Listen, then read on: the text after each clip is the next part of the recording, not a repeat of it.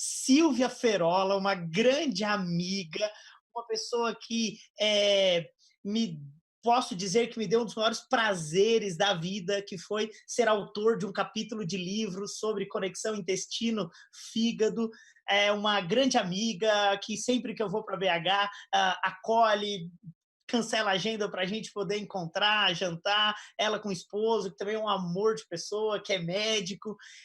Silvia, muito obrigado, obrigado pela confiança. A Silvia tem mestrado, doutorado, é especialista em fígado, mas hoje aqui ela vem abordar conosco talvez um dos temas mais importantes em saúde digestiva, que é uma terapia através de alimentação que minimiza sintomas de desconforto intestinal. Silvia, seja muito bem-vinda, muito obrigado por ter aceito o convite e agora a palavra é sua. Eu que agradeço, Murilo. É um prazer estar aqui com você novamente e abordando um assunto tão importante. Cada vez mais nós somos procurados nos consultórios para manejar, né, os sintomas digestivos, as queixas digestivas. Então, acho que é muito importante essa oportunidade de falar um pouquinho sobre as possibilidades, né, que a dieta traz de melhoria para esses pacientes. Bom, Silvia, você organizou alguns slides para a gente conversar sobre Low Food Map Diet. Primeiro, quero te agradecer pelo tempo que você preparou tudo isso. Eu sei que você está num projeto paralelo aí de organização de textos, quem sabe um livro sobre isso. Então, muito obrigado. E eu vou passando os slides aqui e você vai fazendo a sua explicação sobre Low Food Map Diet. E é importante que as pessoas saibam também os sintomas disso, né, Silvia? E eu deixo com você a palavra.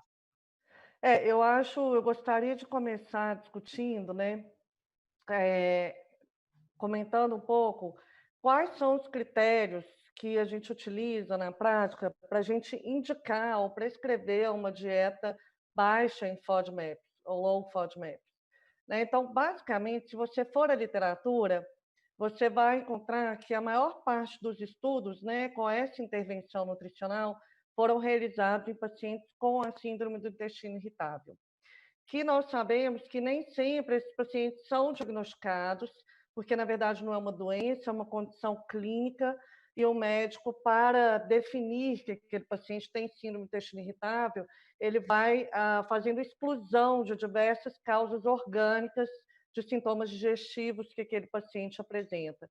Então, geralmente, o que é mais utilizado na prática, né, é o critério de Roma 4. Nesse critério, o paciente precisa apresentar dor abdominal recorrente, pelo menos uma vez na semana, por 3 meses consecutivos, e a associação de pelo menos mais 2 outros fatores, né, que seriam aí a dor no ato de evacuar e a mudança na consistência ou na frequência das fezes. Então, a síndrome do intestino irritável, ela pode se manifestar com diarreia frequente ou constipação, ou então a associação das duas coisas, que seria uma síndrome do intestino irritável de padrão misto, que a gente fala. Então, o paciente ele fica dias com diarreia e depois dias constipado.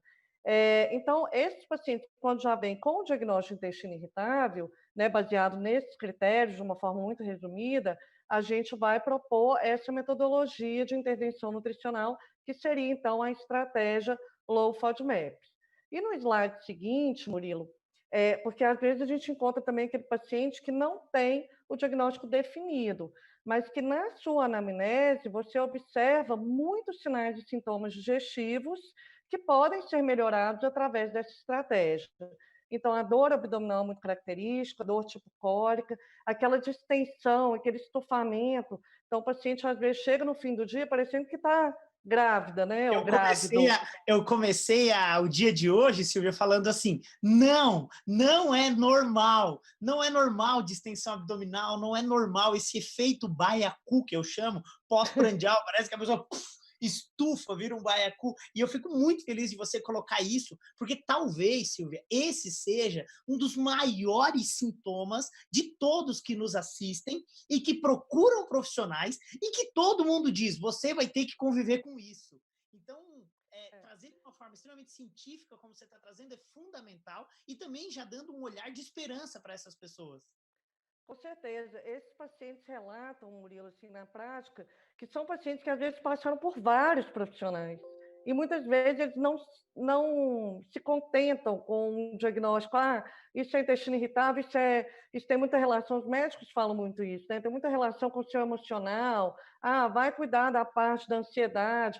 E a gente sabe que a dieta, ela tem um efeito, né? Quando o paciente é um paciente responsivo à estratégia Low FODMAP, ele pode ter uma melhora de mais de 70% dos sintomas, né? Então, seria essa distensão abdominal, essa alteração do seu padrão intestinal, gases, né? Uma queixa muito frequente, tem paciente com ruído, e tem paciente que fala assim, olha, eu tenho vergonha, porque eu estou do lado de uma outra pessoa, eu tenho a sensação que essa outra pessoa está escutando, né? Aquele barulho do meu intestino, e isso é muito constrangedor para esses pacientes, né? A eructação, né? O arroto frequente, a Eu gente chamo também de arroto do pode. além. Ele vem do nada, assim. Tem gente que fica com vergonha de sair de casa, porque quando termina. E tem algumas pessoas que dizem que isso é um sintoma da menopausa. Tipo, eu tenho dó das pessoas que vão ficando na idade da menopausa. Tudo ganha essa culpa. E quando a gente sabe É, que não é, né? tem possivelmente, né, a microbiota ela é determinante nisso daí, e talvez algumas intolerâncias alimentares aí por trás, né, que a gente acaba conseguindo identificar justamente quando você aplica bem esse protocolo, né, seria uma estratégia, tá? E aí eu vou falar um pouquinho, né, Murilo? Então, entendendo quem é esse paciente, é o paciente que tem a síndrome do intestino irritável diagnosticado ou esse que tem essa série de sintomas que a gente está discutindo, tá? E agora a gente vai falar, explicar o que é a dieta de Low FODMAP. Né? Então, primeiro eu vou explicar o nome, a nomenclatura da dieta. Então, é uma dieta baixa em FODMAPs. FODMAPs, na verdade, é uma sigla em inglês que ela vai significar vários nomes, aqui a gente tem público também que não é da área da saúde, então seriam vários nomes de carboidratos específicos, de classes de carboidratos específicas, que causam uma fermentação, podem causar uma fermentação quando alcançam o intestino delgado. Então, quando esses carboidratos que eu vou mencionar, né, que são dessa sigla O, D, M e P, O de oligosacarídeo, D de disacarídeo, M de monossacarídeo e P de polióis. Daqui a pouco eu vou relacionar as fontes, que eu acho que isso que é o que mais importa, né? Quais são os alimentos que têm, então, esse tipo de carboidrato? Mas só antes, fazendo uma explicação, esses carboidratos, né, são carboidratos de cadeia curta, eles chegam no nosso intestino e eles são quebrados, por assim dizer. Então, eles sofrem a ação de determinadas proteínas, que nós chamamos de enzimas, são quebrados e podem ser absorvidos ou não.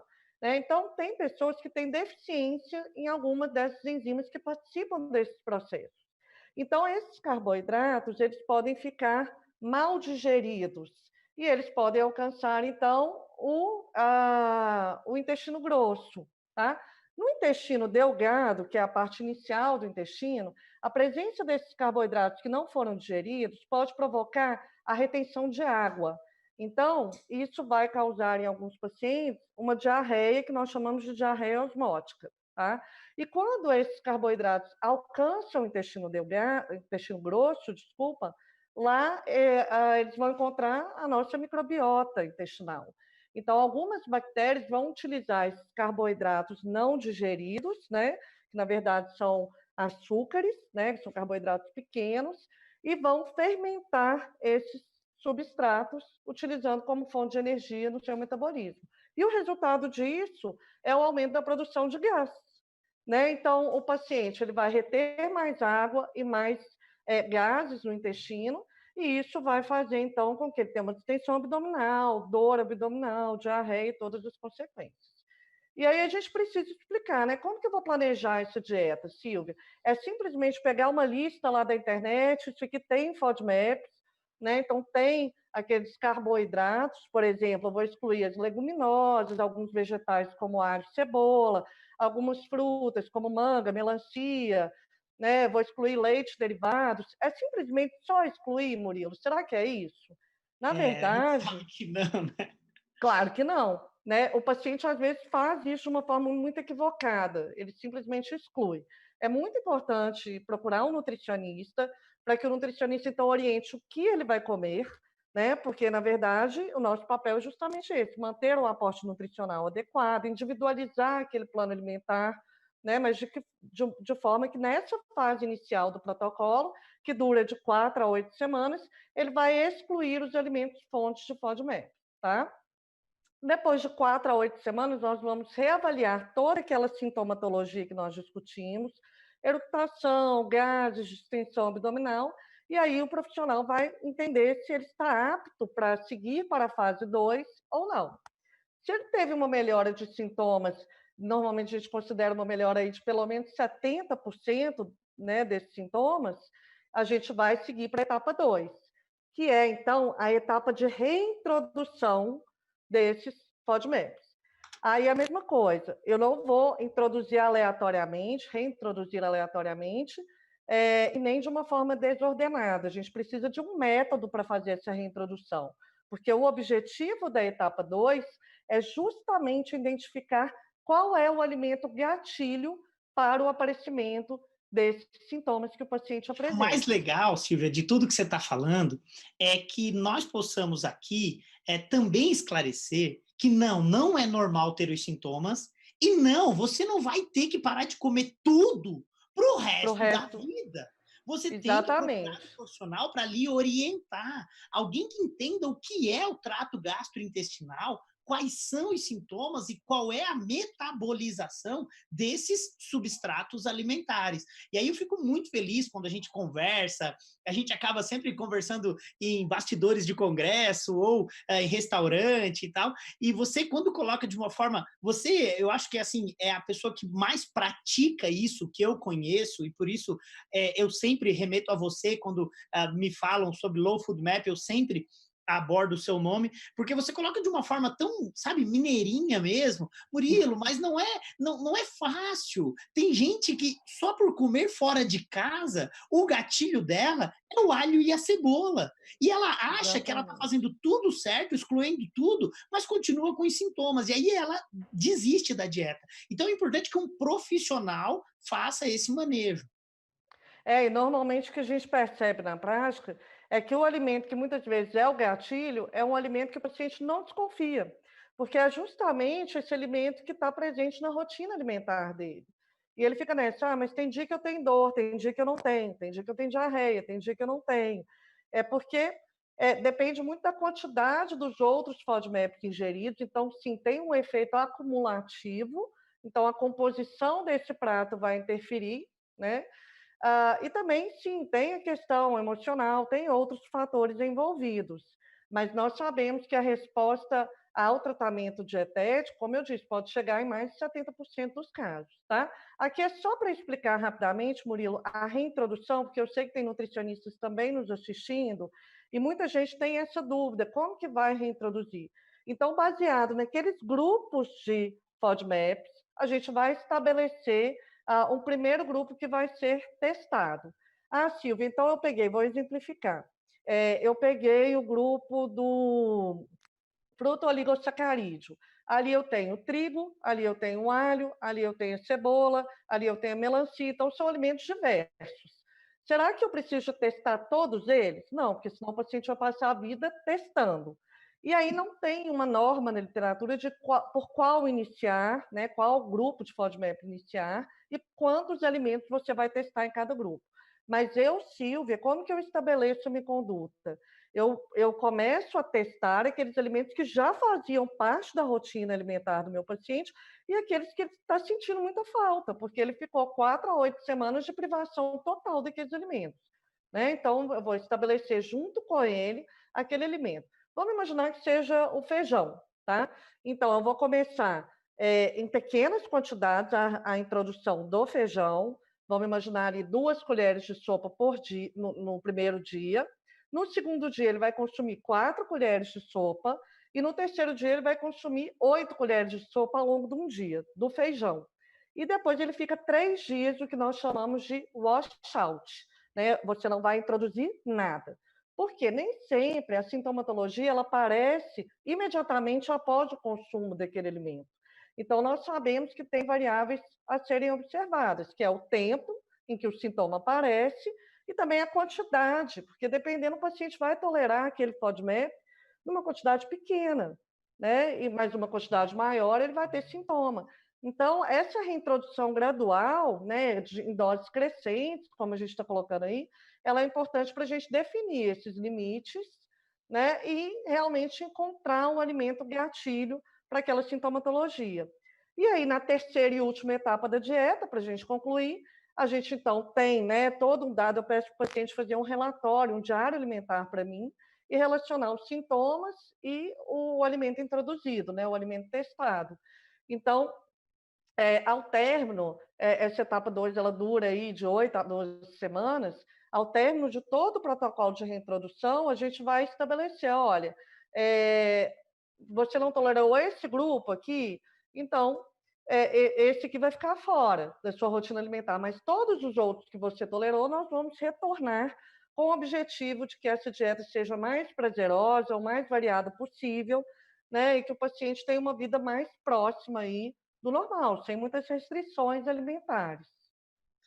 Silvia, eu só posso agradecer, sabe, a sua contribuição, dizer que isso é possível na prática, porque o que a gente mais ouve é: ah, é muito difícil, ah, o paciente não adere, ah, eu não consigo colocar em prática. E ouvir um depoimento de você, que tem uma bagagem científica, teórica e prática, faz toda a diferença na vida de quem nos assiste.